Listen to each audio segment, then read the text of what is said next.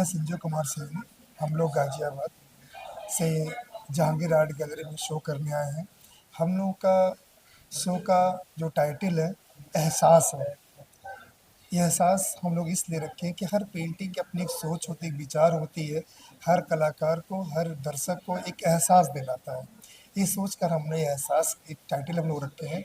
इसके अलावा चूँकि हम लोग का ओपनिंग दीपावली के दिन है, तो दीपावली के खुशियों के साथ हम लोग अपने एग्जीबिशन को ओपन आज हम लोग किए हैं, ताकि दीपावली के साथ साथ हमारी पेंटिंग भी अच्छे से निकले, लोग एंजॉय करें और लोगों को खुशी मिले। और हमारा जो एग्जीबिशन है 20 अक्टूबर से लेकर के 26 अक्टूबर तक शाम 7 बजे तक चलेगा। क्या इस तरीके के एग्जीबिशन जो है आगे भी हमें देखने को मिलेंगे? बिल्कुल सर, आपको देखने को मिलेगा। इस जहांगीर के शो के बाद हम लोग अगला शो दिल्ली में होने वाला है। हम लोग उसकी पूरी प्लानिंग कर रहे हैं। प्लानिंग के बाद फिर आपको एक जानकारी मिलेगी कि हम लोग फिर नया एग्जीबिशन दिल्ली में किस जगह कर रहे हैं, वो आप लोग को पता चल जाएगा। मैं संजीदा खानम मूल रूप से बनारस से रहने वाली हूँ। मेरी सारी शिक्षा, सारी पढ़ाई वहीं से हुई है और अब मैं दिल्ली में सेटल हूँ।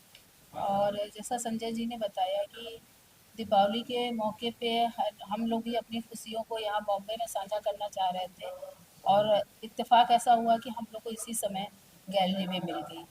और अच्छा लगता है, जैसा कि पेंटिंग में जो एहसास हम लोगों ने सीरीज़ नाम इसलिए दिया है कि ये हमारी संवेदना है और आप जो देख रहे हैं वो आपकी संवेदना है।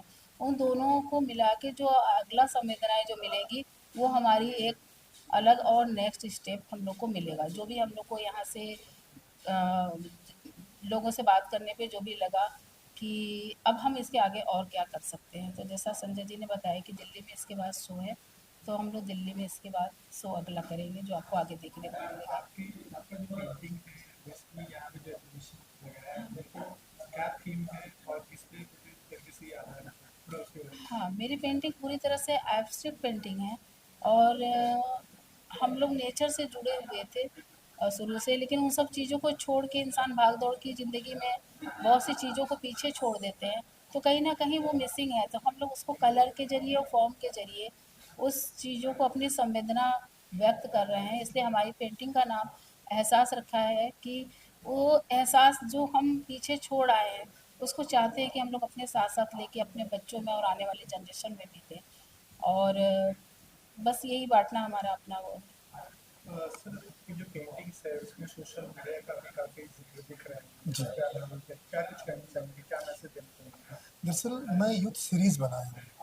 यूथ सीरीज़ में क्या है कि आजकल की जो यूथ है, उनका टोटल कॉन्सेप्ट है कि मोबाइल का यूज़ करना, सोशल मीडिया का यूज़ करना, लैपटॉप का यूज़ करना, अपने ढंग से अपनी ज़िंदगी को जीना। लेकिन हमें उसको इसलिए दिखाना चाहते हैं कि आप ज़िंदगी जिए, लेकिन कहीं न कहीं हम अपने आपस में माँ-बाप से जो टॉकिंग करते थे, जो आप भाई-बहन जो टॉकिंग करते हैं, वो कहीं न कहीं प्रभावित हो रहा है। इस प्रभाव को ख़त्म करने के लिए कि आप लोग इसको कम यूज़ करिए, लेकिन हम इसे नहीं कह सकते आप इसे बंद करिए।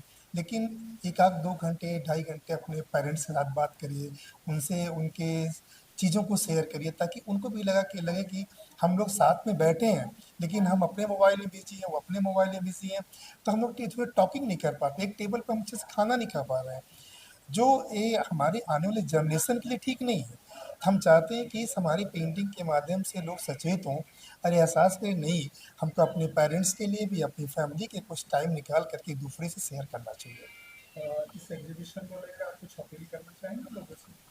जी, यही मेरा अपील है कि आप लोग सोशल मीडिया का खूब यूज़ करिए, उसमें कोई वो नहीं है, चूँकि हमसे आप हम ना छोड़ सकते, ना आप छोड़ सकते हैं। लेकिन इसके साथ-साथ अपने पेरेंट्स के साथ, जैसे हम सोशल मीडिया के लिए टाइम निकालते हैं, वैसे अपने पेरेंट्स के टाइम निकालें, उनसे टॉकिंग करें, कम से कम खाने के मेज़ पर, ब्रेकफ़ास्ट पर एक-दूसरे से हम हाल-चाल पूछें, एक-दूसरे की बातों को शेयर करें।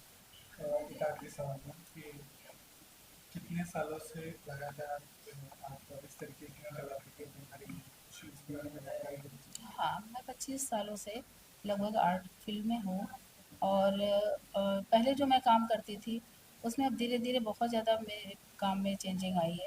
क्योंकि जैसे-जैसे उम्र बढ़ती है और लगता है कि हम यहाँ पे इन चीज़ों को और चीज़ों को जोड़ सकते हैं, लेकिन मेरा टेक्सचर बेस वही रहा है, बस काम करने का पैटर्न धीरे-धीरे बदलता रहा है। तो मैं तो लोगों को यही सलाह देना चाहूँगी कि अपने जो मेरी पेंटिंग में एक थॉट है मेरा, जिस पे लिखा है नो बाउंड्री ऑफ आर्ट। कला की कोई भी बाउंड्री नहीं होती है।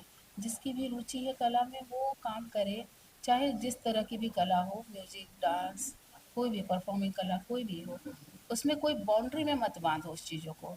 जहाँ हम बाउंड्री बाँधने लगते हैं ना, वहाँ पे जो हमारा एहसास है वो ख़त्म हो जाता है। तो इसलिए नो बाउंड्री, अपनी सोच की कोई बाउंड्री मत दो।